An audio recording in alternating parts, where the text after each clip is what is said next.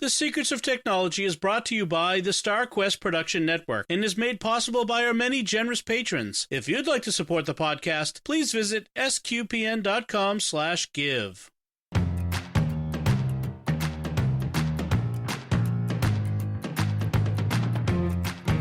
Hi, I'm Dom Bettinelli, and you're listening to The Secrets of Technology, where we discuss the technology news that's important to you from a uniquely Catholic point of view. And joining me today is Joanne Mercier. Hey, Joanne. Hey, Dom. Before we get into today's show, I want to tell you about another show on the StarQuest Network you're sure to enjoy called The Secrets of Star Wars, which you can find wherever fine podcasts are found or at sqpn.com/Star Wars. And before we get into our topics today, we do have some feedback I'd like to share with you. And we got this in from Tim via email, who writes, after years of being an SQPN patron and listener, I'm finally getting around to adding Secrets of Tech to my routine. And now that I did, I'm wondering why it took me so long.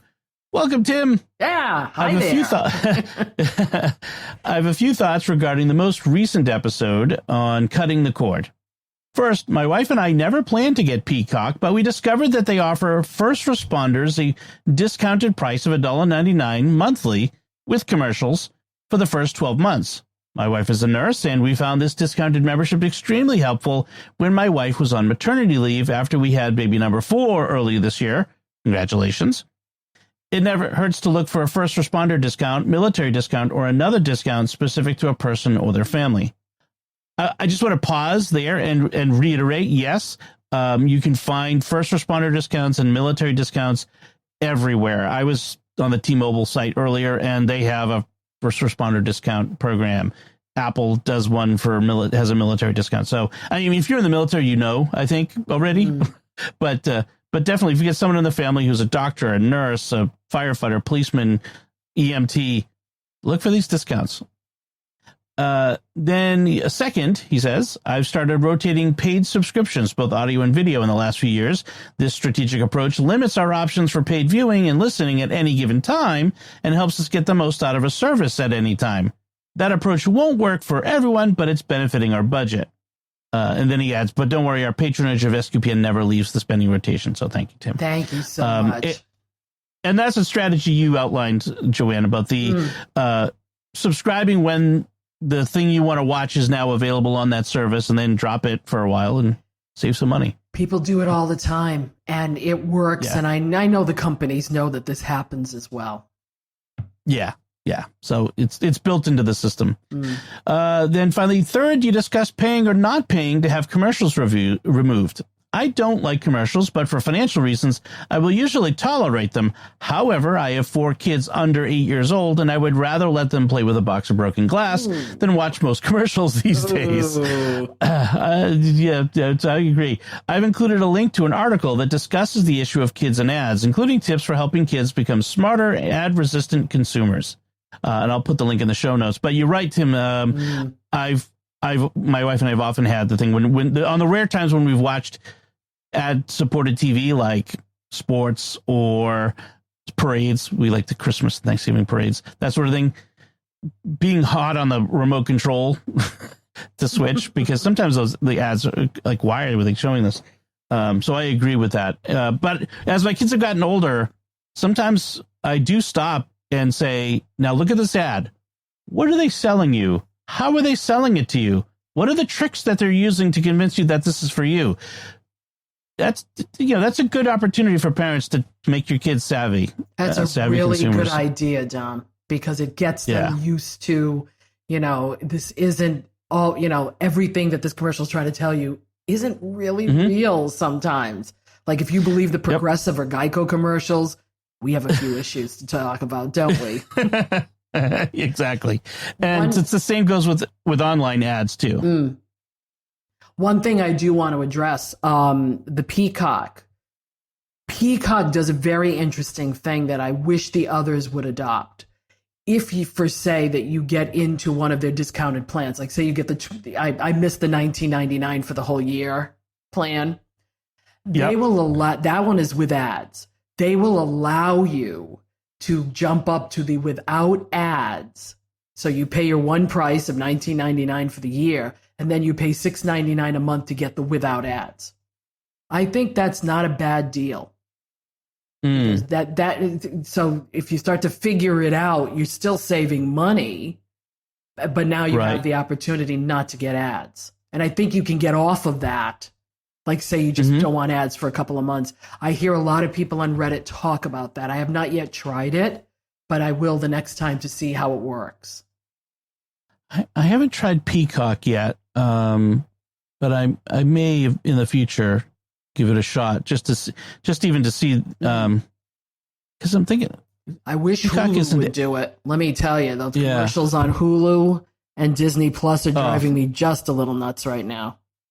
Yeah. The when I've had Hulu, which I don't now, the ads are it's the repetitive ads too. It's like the same ad showing up again and again, and as we've said, showing up in the middle of a sentence. It's like exactly. In any case, all right. Well, Tim, thank you very much for your feedback. We greatly appreciate it. You appreciate your patronage, and I hope you keep enjoying the show. So let's get into our main topic, where we're going to talk about sort of the state of streaming media, online media. It's kind of how do we talk about it? But basically, podcasts, YouTube videos, TikTok, YouTube Shorts, Instagram Reels, sort of all of this media that we consume through our devices generally, and where things are, how things are changing, a little bit about how the industry is changing. I don't want to get too in the weeds on that, but also a little bit about how we as consumers, because I'm a podcast consumer as well as creator, how we are changing our habits as well. And a lot of what I've got here comes from the Pew Research Institute, the people behind the Pew polls. They have a lot of stuff freely available on their websites on all kinds of things, politics and society and culture and that sort of thing. But they have a lot of tech related things. And so I'm going to have a bunch of links from recent reports that they've put out, but also I've got some other data as well to talk about how we're going with this. And so I kind of want to start with just the podcasting, because it's near and dear to my heart. And Joanne, one of the things I think that prompted our decision to do this was what we've been seeing at sort of the granddaddy of podcast networks out there, the Twit network. They're going through some big changes. They are. And I have been a faithful listener. I've never called in, unfortunately, because some of the shows that I'm interested in are just at times when I'm working. So it's kind of hard to kind of like get on the phone and talk to people while you're supposed to be at work. But they're going through some changes, especially with some of their legacy shows, such as Ask the Tech Guy. That's the one that got me all kerfuffled over this, because they've changed the format from a 2.5 hour call-in show or write-in show that really ran a myriad of topics. And he had guests come in for cars, for photos, for home theater tech, for travel. And it was good to hear all of that kind of stuff every week. For me, on my drive back and forth, it's a great couple of days, actually. But now they've decided, well, we're going to shorten that to a half an hour every week on one topic, and then some questions. And I heard the first one and I went, meh, because that's not what I'm looking for. I'm looking for that broad spectrum. I've learned so much from that show, and in all different areas.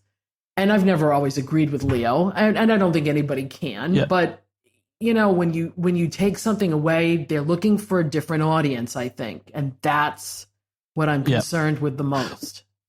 Well, I think it's yes or no. So we were talking about Leo Laporte, who runs the network, and Ask the Tech Guy started as a radio program, a once a week syndicated radio program that ran for 2.5 hours on Sundays live.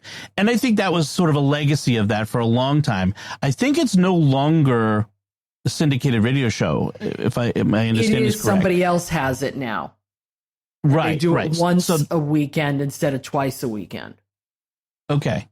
And so I think a lot of the changes, so the Twit network was kind of operated like a traditional broadcast or cable TV network in many ways. It's all video, although it's available as audio, but it's all streamed and streamed live. And so they've kind of operated, which is very expensive and very tech heavy. And with the change of the industry, there's a lot less advertising dollars going toward podcasting and in general. And so anything that's been heavily dependent on ad dollars ever since the pandemic, they've been struggling, ever since the economy kind of took a downturn. They've been struggling to pay for things. And they introduced, and a lot of podcasters have introduced what we've done from the beginning, which is we rely on patrons. Now, we're a nonprofit, and we ask people to support our Catholic mission. So we have a different value proposition, I should say. Focus. But they're looking for people to become, their, I forget what they call it, but the Twit patrons, essentially. Club members. The Club Twit, that's right. And it's like $7 a month or something like that. But they're much larger. And so they had a studio that they've now gotten rid of. This, a studio was, I think Leo was saying that their studio cost them like $5,000 a month. Yeah. And the utilities was about the same. So they were spending about 10 grand a month on a studio where, since the pandemic, really almost everything that they've done. I mean, Leo was going into the studio, every day. But most of their hosts have been from home. So why are they running this expensive studio? So, and now Leo is switched to a home studio as well. This isn't supposed really about the Twit network per se, but it's what, got us thinking about how the podcasts are changing. And that's an example where they've changed the format. And right now, the interesting thing is while the industry is going through these financial difficulties, the audience is growing. More and more people, and they're not. It's not so much. It was interesting. One of the Pew polls or Pew studies showed it's not that where podcasts are stealing from like radio. In fact, terrestrial radio is still like 83% of listeners, or 82% of Americans 12 and over listen to terrestrial radio in a given week. That's a high number. That's still. It's not like newspapers, which have really gotten bad. Tanked. but podcast listenership is just skyrocketing. 2006 is essentially when podcasting began, and right now it's the number of the percentage of Americans 12 and older who've ever listened to a podcast is 64%. Ones who in the past month is 42%. In the past week, 31%. So that's a pretty big number to look at. Some of the other data I have, in 2019, there were about 275 million global podcast listeners. In 2023, that had grown to 464. So not quite double, but almost 80% more, I would say. And projections to pass 500 million by 2020, it says by 2024, the source I have. So presumably now. And podcasts have become a part of our daily routines in the car. Let's see, 40% of people report listening to podcasts for more than an hour per week. That would be 10%. Yeah, 10% over 10 hours a week. That actually might be more than I listen to podcasts. Apart from the ones I have to. I don't get that high. Yeah. I mean, you have to be doing something that takes. I mean, if you have an hour daily commute, an hour each way, and you listen to a podcast, that would have been me not long ago when I was commuting. I had an hour to hour and a half each way commute. That could have been me easily at times. And that's me. So that's why podcasts. It doesn't matter to me if I'm listening to something longer, or because I end up chopping it up myself. I guess the time span of people's attentions have changed, especially with the younger crowd. So they want it in a lot smaller, bite-sized pieces, I suppose. I think it's yes and no. I think there's both long-form and short-form content has increased among people, which kind of paradoxically. So stuff that's over an hour long is, podcasts that are over an hour long, and YouTube videos especially is another one of those. They're getting more viewership, and partly I think because they're getting better quality production. There's more, and you can see that with our shows. We have Jimmy Akin's Mysterious World, and that generally goes to an hour and a half, sometimes to 2 hours. But we have, better quality video production where we're inserting images and graphs, and we're doing more with that, and so it's easier to watch.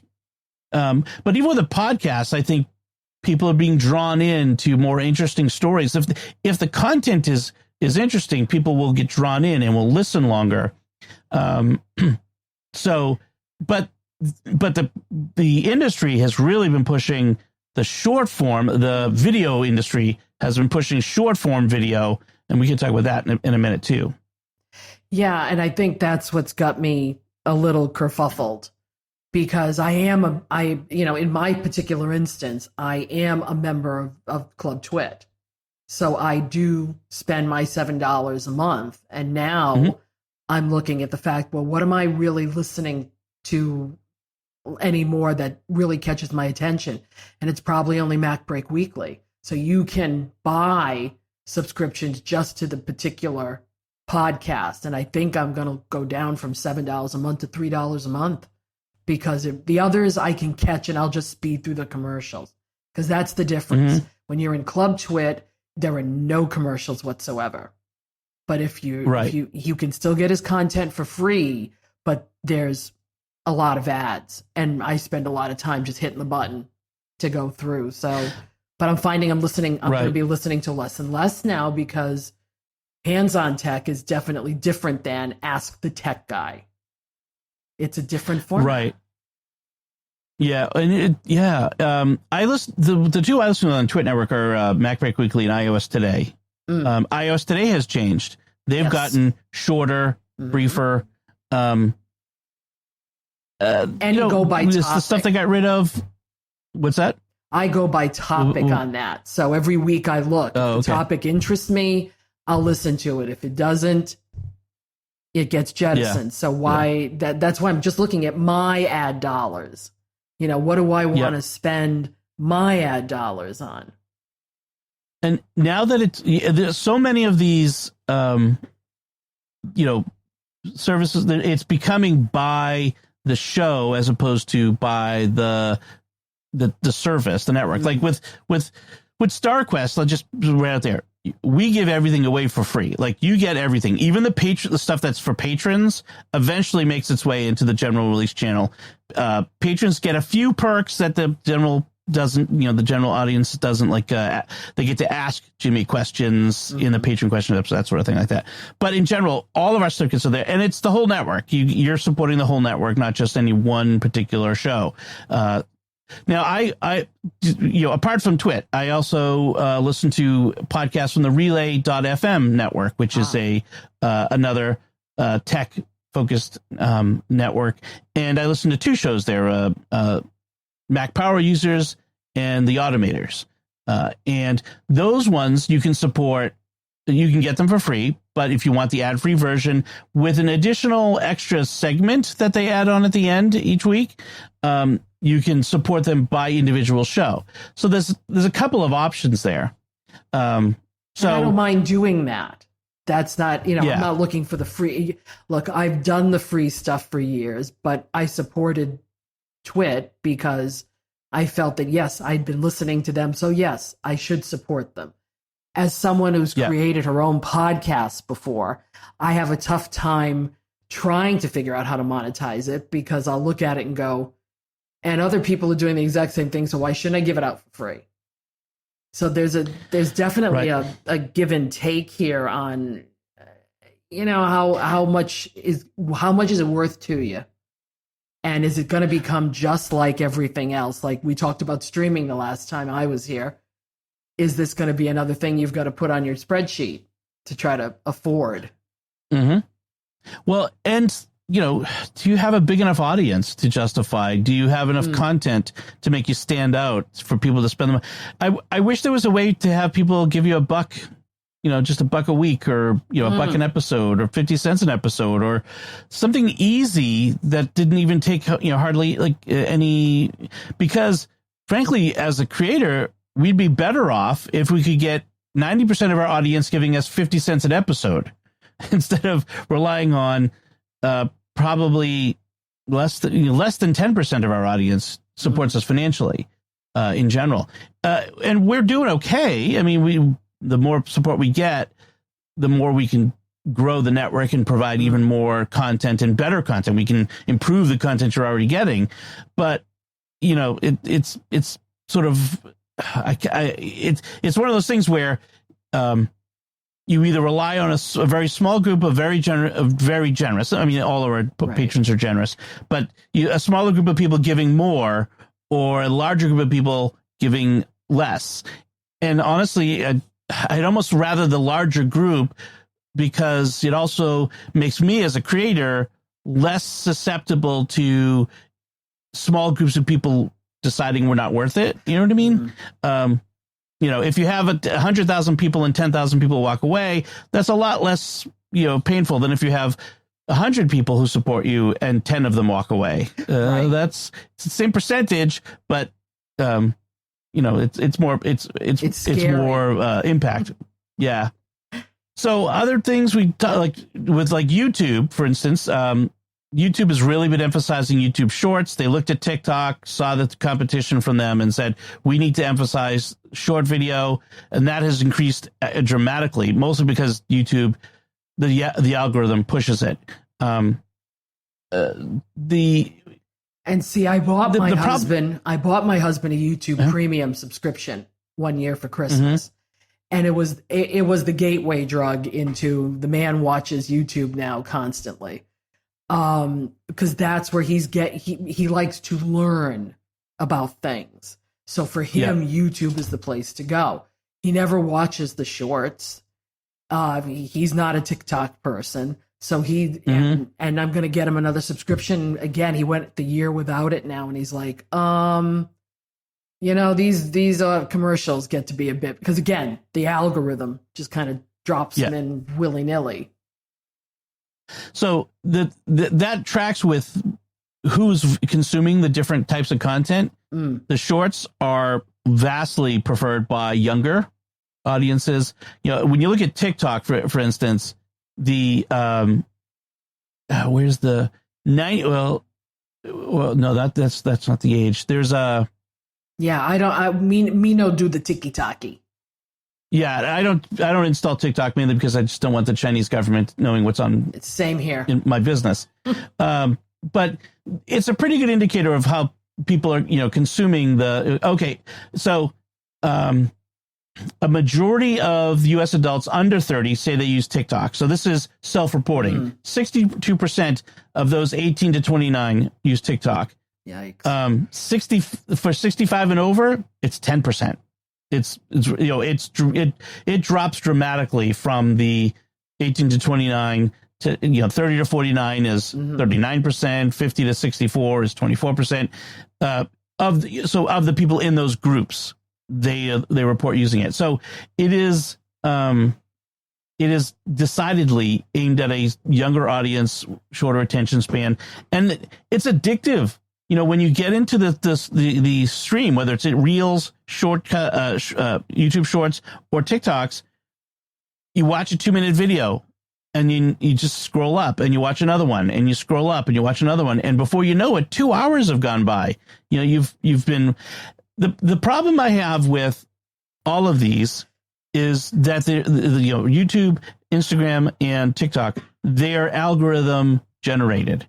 They really,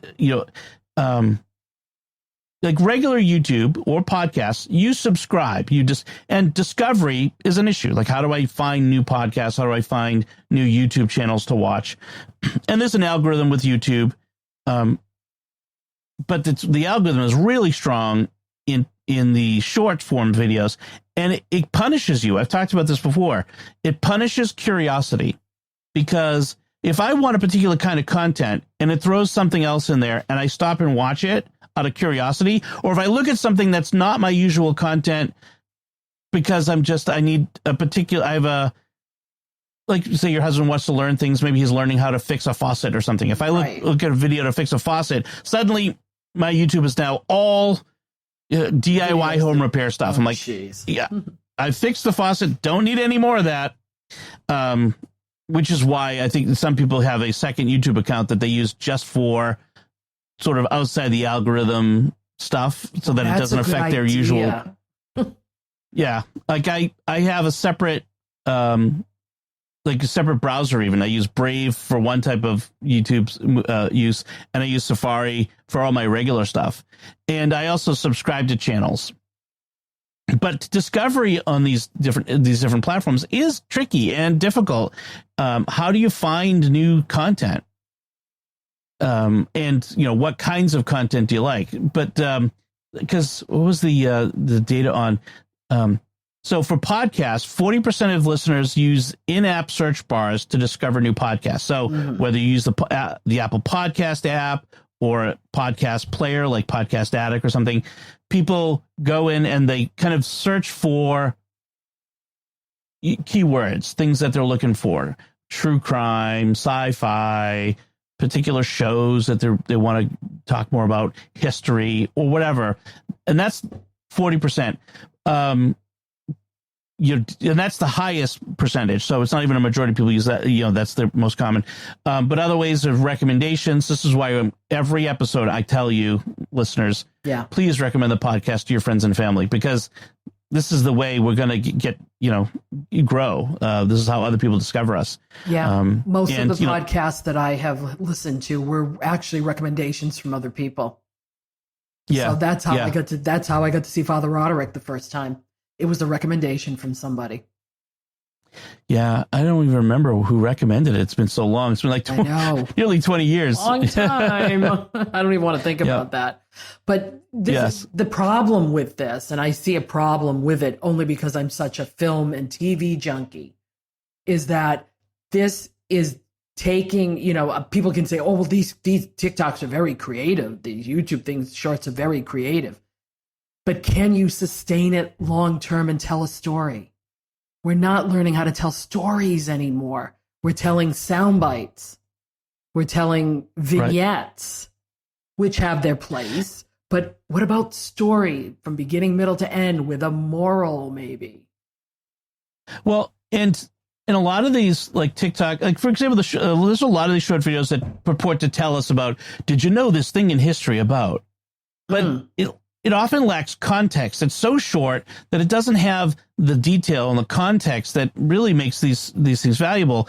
You gotta, I think like Paul Harvey as the classic, radio storyteller, and in 10 minutes, 15 minutes, he told a complete story. You need some time to develop the story, but 2 minutes, now TikTok, it has grown. Now you can do up to 10 minutes or more. So you can get more content and people will stitch together. They'll do a whole series. There was a trend early this year. This one TikTok, woman on TikTok really blew up. She did something like 8 hours of her telling the story. And it was a compelling story of how she met the man who would become her husband and how it turned out he was a complete con man, swindler, fraud. And she told, there was this woman from the Atlanta area, and she told this story. And I'm not a person who's into, that sort of drama. I was hooked because it was, and it was just her going about her business during the day, driving or putting her makeup on or whatever, telling this story over the course of, it was like she recorded it over the course of days and days and days. And it was like, 50 parts. It was like 8 hours. Wow. It was crazy. Now, I didn't see it on TikTok. Someone took it and pieced it together and put it on YouTube, which says something that, so you watch it in the long form. But, so people can use these platforms and the formats to create compelling content. And it was, who is this lady? I don't know. I mean, was she telling the truth or not? I don't know. I mean, it kind of drew me in. I got, you got to be savvy about it and not, like we were saying earlier, you not be credulous. You have to use some critical thinking. But this sorts of stuff. Who was the other one? Smarter Every Day. Storytelling. Yes. But Destin is Smarter Every Day. He does science and technology related content. He'll do hour-long episodes on spaceships and stuff. I mean, there is interesting, compelling content that rivals the stuff that we used to get on cable, better than the stuff that I see coming from the major corporations now that these individuals are making. I think people are being drawn to that sort of thing, but it still requires talent and creativity to make the stuff, and that's a part of it. It also requires money, which we keep going back to, and that was we were talking about earlier with the changes to the TRIT network. In general, podcast advertising revenue growth has slowed considerably. In 2023, overall revenue increased by 5% from but that, don't forget that the number of podcasts is growing also. So while the overall industry amount has gone up 5%, that's being spread out over an even larger amount. So it's really, smaller. But the growth in 2022, it was 26% growth. So it really has slowed down a lot. I found this interesting. Comedy podcasts take 17% of all U.S. ad revenue in 2023, which is interesting because they're not the most popular podcast. The most popular podcast by far is True Crime. But it is interesting how comedy people, advertisers like comedy podcasts. I'd be curious to figure out what it is about it. Yeah, because I've hooked into a couple of true crime stories, which were very interesting. It's not my genre, but the topics were interesting. And we're talking about advertisers. I don't understand if this is an industry that's growing, podcasting and videos and everything. Why aren't they taking more advantage? Why aren't they putting ad dollars here? Because if you're going to streaming, for example, people are paying not to see the ads. So I think in general, ad spending with the economy has gone down. I think across the board, in general, companies are spending less on advertising and marketing. When the economy turns, as it will, I think we'll see a return to some of that. But I think a lot of people have realized, a lot of creators have realized, it's better to have a direct relationship with the people who benefit from your content. I see it. We've never sold advertising per se. We do have sponsors who are like corporate sponsors, but we always say that you're sponsoring us not because you think you expect to get business from it, but because you're supporting our mission at a corporate level, sort of like the PBS style sponsorships. It's not advertising per se. So I don't really want to get into selling Coke, on our podcast, that sort of thing. It's not, or Pepsi. I mean, it's not specifically Coke, but and I think a lot of creators have realized we don't want to be in the business of selling that person's product to our audience. I'd rather have a direct relationship with our audience, and they've turned to things like Patreon and Patreon is just only the big one. There are other services that are like Patreon where you can give directly to, be a member of, or various other ways of putting it, and directly support the creators. The problem comes in, we all have finite budgets, and so we can't financially support necessarily every creator that we enjoy.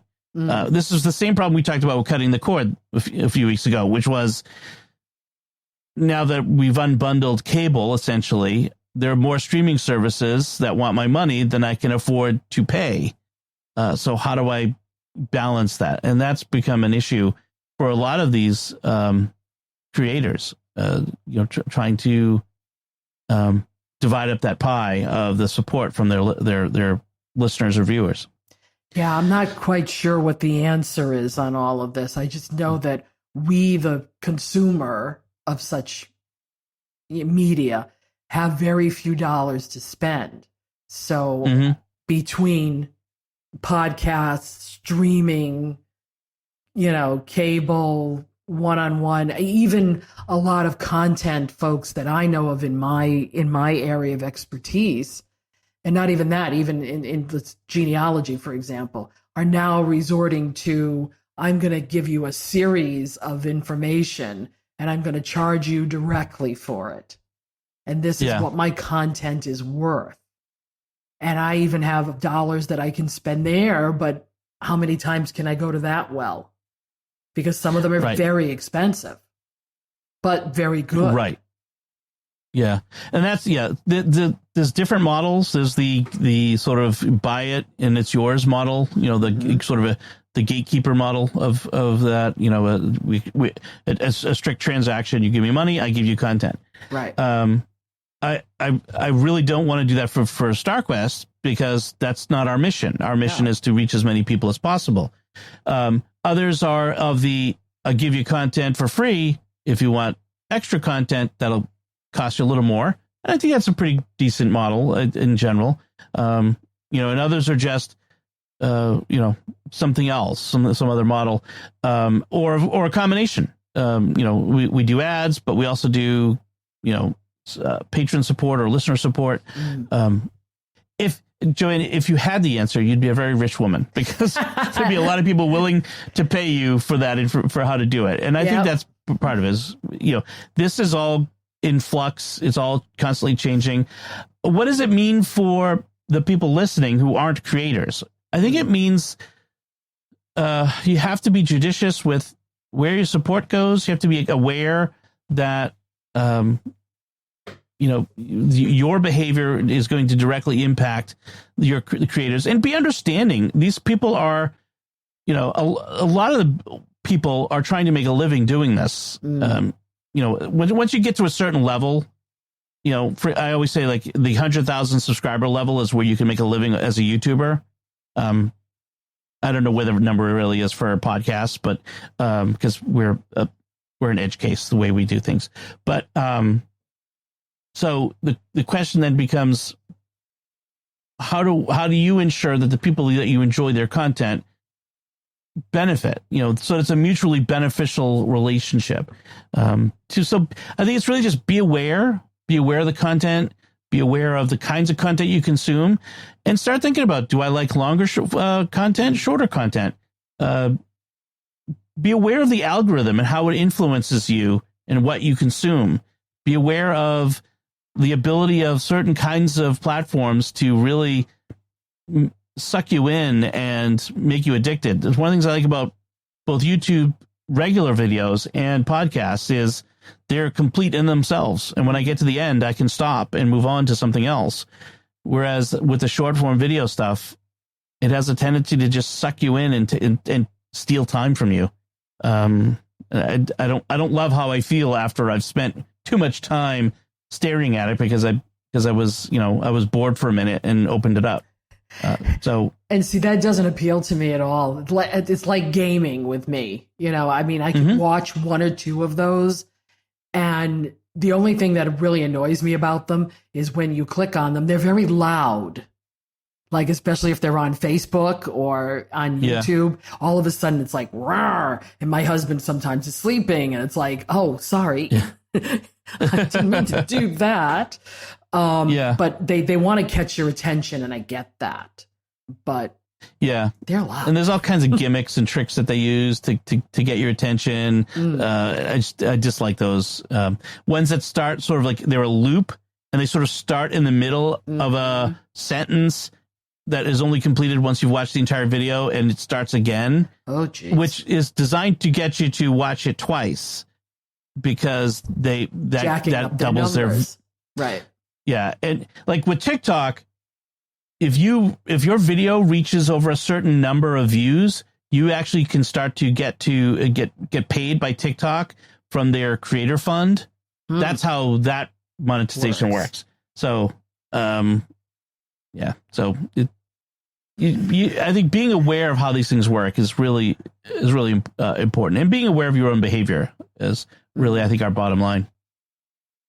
All right. Well, all that said, now that we've completed that talk, it is actually a perfect time for me to then bring up that we'd like to take a moment to thank our patrons who make it possible for us to create the secrets of technology, including Bruce G, Megan S, Jerry G, Kevin K, and Doyle and Dan A.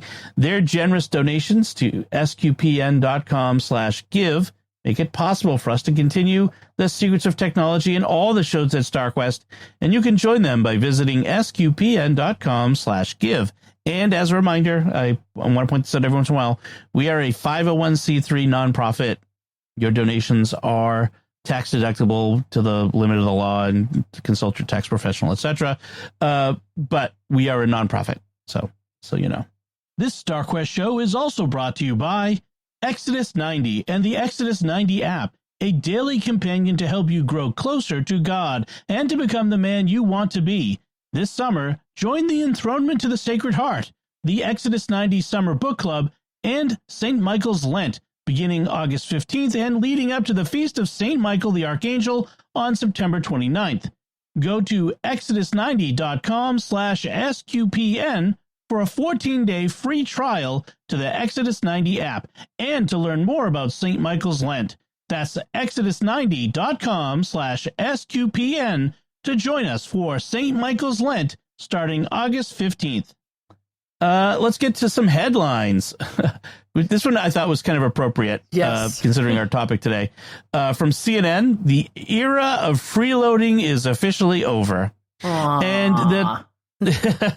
the basic point of the story is that the era of being able to share passwords, share accounts with people of various kinds is over, is ending now that the tech companies, various companies are figuring out ways to figure out when you're borrowing, quote unquote, someone else's login or account or membership, that sort of thing. And it's not limited to just like Netflix, sharing Netflix password. They're even talking about like Costco is cracking down on people sharing a membership card. They're actually paying attention to the photo on the membership ID as you walk in and have to flash it at them, as opposed to, walking by. Or BJ's, where they don't even ask you for the card when you walk in anymore. I mean, I've been to my local BJ's, 2 of them, and no one has asked me to show my membership when I walk in. I would expect that to begin to change, like they say here. It's like they give some examples, like the Costco using your sister's membership card, or going to the museum with a free admission using your 15-year-old expired student ID, or watching Netflix on your college roommate's ex-boyfriend's Netflix login. I've heard stories actually of people using like people they barely knew their Netflix account to watch TV. It's kind of crazy. I've heard about it too. Yeah. Now, for a long time, a lot of these companies, they let you get away with it because it was a way to get you in the door. Like, you're trying the service. This is how we're exposing more and more people. But Netflix really was the one who turned the corner on this first. And that was when they got scared in 2022, because for the first time in their history, they lost subscribers that year. They had fewer subscribers in 2022 than in 2021. That was a wake-up call, because Netflix is at the time, all about the subscriber revenue. Now they've added an ad tier and that sort of thing. And so they announced that they were going to start cracking down and, for people who are sharing accounts.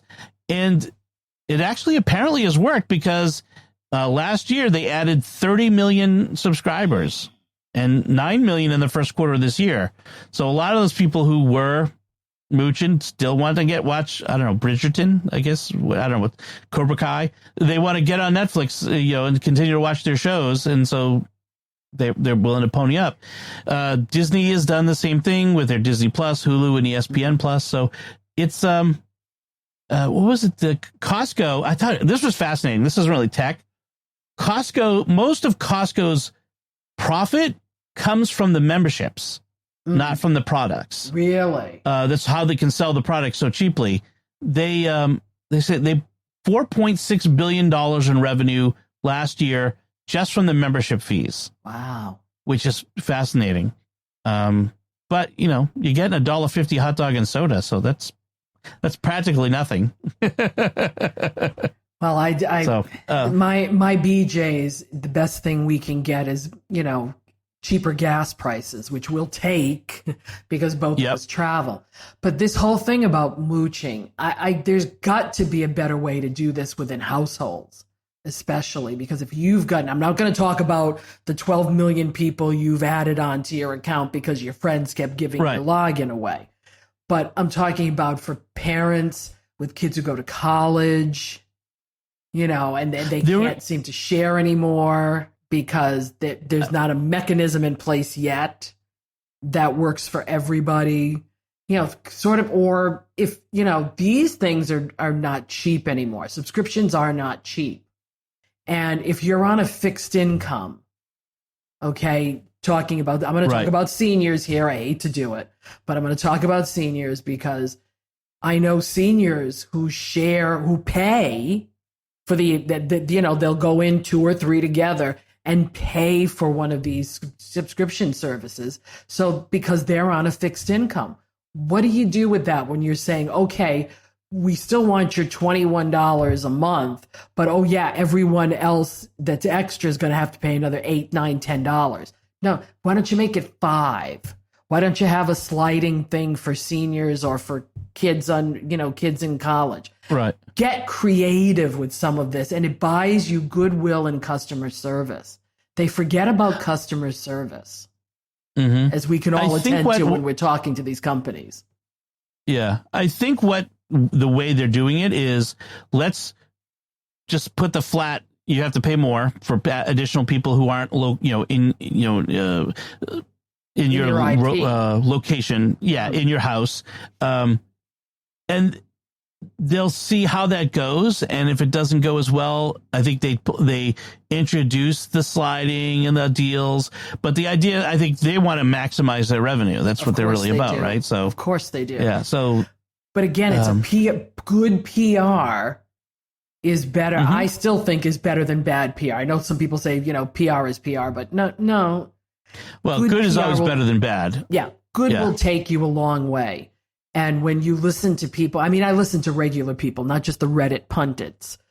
And regular people, this is what they do because they can't afford it. And they still want to have quality entertainment, which they're getting less and less access to. Even over the air is getting crazy, because now there's all kinds of things with that. So this isn't fair to folks who, some of this stuff used to be free for a long time. Think about it 50 years ago, the things that we had to pay for. You had to pay for phone service. Yep. But other than that, we pay for internet access now. We pay for TV, cable access now. We pay for the services on the internet now. Like all of these things that we've income has gone up, and the costs of some things are as a percentage of our income have gone down. Like the amount we spend on food as a percentage of our income has actually gone down over the past 80 years. Wow. But we've added so many other things that now we have to pay monthly for. We didn't have cell phone bills, right? And we're paying way more for that than we ever paid for, AT&T's phone on the wall. The regular POTS plain old television service. And then we've got streaming services and other internet services. And I have we've talked about this before. I have a spreadsheet full of the things I'm paying for online, and it's a ton of things. Software that I'm paying subscriptions for. Like we're paying for a lot of things, and I think there's a limit to what people can. I think we're starting to see the cracks in that with these companies struggling to figure out a way to get people to pay for this stuff, and this kind of applies to the podcasting, YouTube's discussion that we just had. I mean, people are struggling to figure out a way to support all these things that they really enjoy. Right. And it's not, bundling is not going to do it. bundle, Not alone. Everybody wants to bundle. And it's like, no, that's the same as cable. And we got into a mess with that. And how can you bundle stuff on YouTube? I mean, YouTube Premium is expensive, but if you're watching it as a lot, whether for entertainment or education, then it is worth it to a lot of families to do that. So again, it's all going to be prioritized, but they can't just keep feeding their bottom line. At some point, consumers will walk away from things, and who knows what it'll be. I wonder if you buy YouTube Premium, does any of that go to the creators? I don't know. I don't know at all. That's actually a good question. I should look into that. Because creators usually get a portion of the ads. So if people aren't watching the ads, I'm hoping they get at least some of some of that money. Oh yeah, because if I hear one more time from my husband's iPad, just ding the bell and hit the up button and share it with your friends, and I'm like, oh please, this is why I'm not going to do my own podcast, because I'm not going to be. I could never do it with a straight face. Just ring that bell. We do that on Mysterious World every week too. Yep. Yeah, you got to do it because the things that drives people crazy, you do it because it's effective, because it does actually, we do it because it works. Like if you when you get fundraising letters and you're like, why? Oh, these fundraising letters are all the same. And why is it all in typewriter font closely? Because testing has shown that that's what works to get the letters sent out like that get more money than other stuff that you do. It's just, I hate it, but it's it's the way it is. So another headline we have is Zelle scams prompt federal probe into whether banks are doing enough to protect consumers. This is a Yahoo News story. So Zelle, for those who aren't familiar, is an online payment platform, or it's really like a money transfer platform that's mainly banks. In fact, it's I think the banking industry set it up as a whole, and it's a way for me at Bank of America to send money to you at Wells Fargo without having to send a check, without having to go through Venmo or PayPal and pay a fee. It's usually free of a fee. It's free to send the money. And it works great, and lots of people do it. There's something like $800 billion transferred via Zelle in 2023, which is an astonishing number. But it's got a couple problems, which is it's not credit cards and it's not a check. You can't stop the payment once it goes, and you can't dispute it. And those are two very big problems for scams. And so now the Consumer Federal Protection Board is starting to contact banks and tell them, you need to start doing something better to protect people from scams. Some of the banks are saying, yeah, we know, and other banks are kind of pushing back saying, we do enough and the law doesn't require us to do more. It's still a very small percentage of people who are actually getting scammed using Zelle. But at the numbers we're talking about here, if it's $800 billion, 3% of $800 billion is still some serious money that's getting scammed out of people. Joanne, what do you think of this story? Have you ever used Zelle?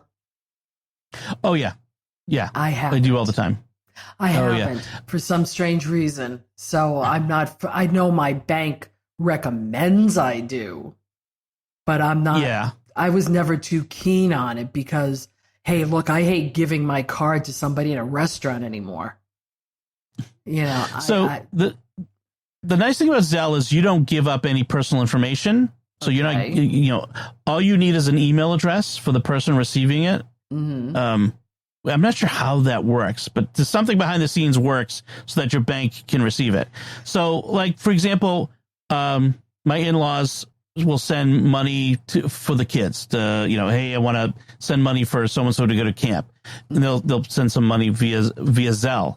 That works out really well. I rented a house, vacation house from a friend a few years ago, and he doesn't want to use Venmo or PayPal. And nobody writes checks anymore. So he had me send it to him via Zelle. So I have used it. I don't use it a lot. I use Venmo a lot more. I'm not happy about it because I got hit with a bad Venmo scam. Ooh. I won't say it was a scam. I didn't even have a Venmo account at the time, and somehow somebody used my credit card on Venmo to transfer a bunch of money. I was never even certain how that worked, but I got to the point where too many of the people that I was trying to do things with were using Venmo, so I started using that. But Zelle, you got to be careful. You got to know who you're. Like, I would never do Zelle with somebody who I don't know, right? And that I haven't talked to and know, that their email address and all that sort of stuff, because it is too easy to lose a lot of money that way. So. And the banks are notorious. I mean, how many banks are still sending you, a text with a code to get in? Oh my gosh! Yeah. I mean, that's one of the reasons why I've not trusted Zelle to try to use it. I didn't trust Venmo either. Maybe I'm just an Apple girl, but Apple and touchless payment seems to work for me. Oh, I'll use Apple Pay every time I can. All day long. I'd rather use Apple Pay than anything else. Mm-hmm. That's another thing. Banks have got to stop texting you the second factor code. Yep. They've got to use it. What's the code? The 2-factor code, like Google Authenticator or Authy or something like that, or switch to passkeys, which is even better tech, and just stop with the. Everybody has to stop texting or emailing codes, because that is not secure. No, you're making it less secure. Speaking of things that are less secure, our last headline. Yes. After a rash, this is also a CNN headline. After a rash of stolen cars, Hyundai and Kia new anti-theft software is showing results.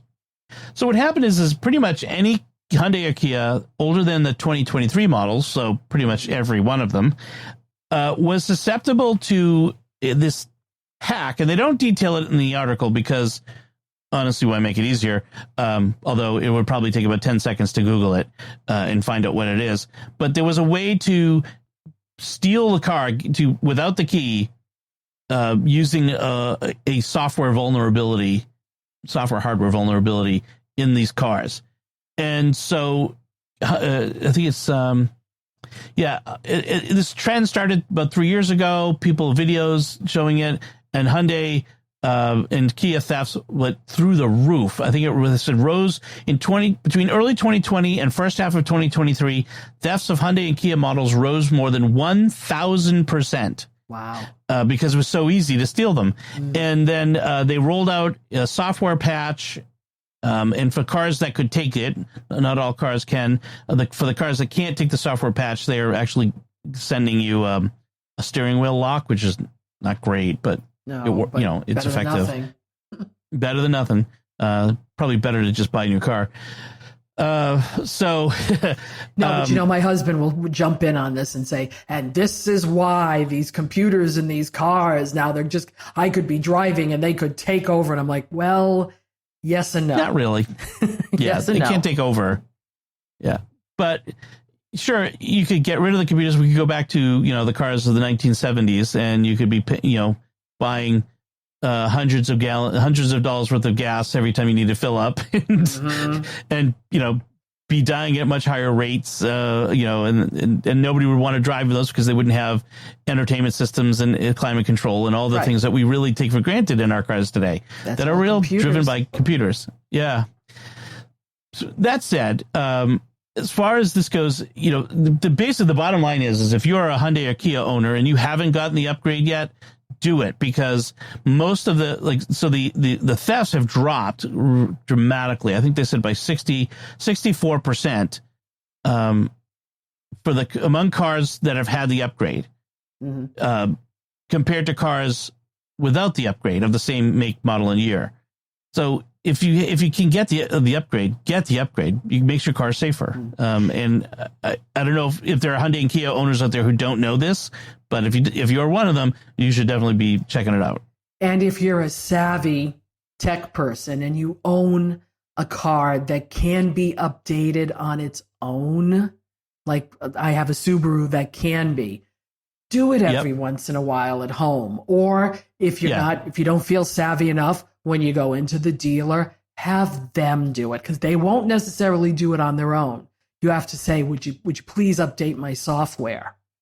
Because you're not going to think of it all the time. And these systems, just like any other computer, need an update to work properly. Right. And you're right. It's worth checking every once in a while to make sure any car that's relatively new, I'd say last 5 or 6 model years. I have a 22, so. Yep. I have a 2013 and a 2015, so mine are old enough that they don't yet. Yeah.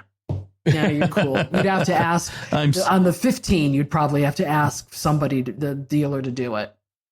Yeah, the Ford dealer. I have this is my van, but on the other hand, I don't have CarPlay and other really cool things that I wish I did. Oh, so wait till you get it's a trade-off. That's amazing. Yeah, I might even look into third-party aftermarket at some point. Anyway, those are our headlines, and let's quickly move to our picks of the week. And Joanne, what's your pick this week? Well, even though you can't see me, I do use the following product a lot, especially on Zoom. The Logitech Brio 4K webcam.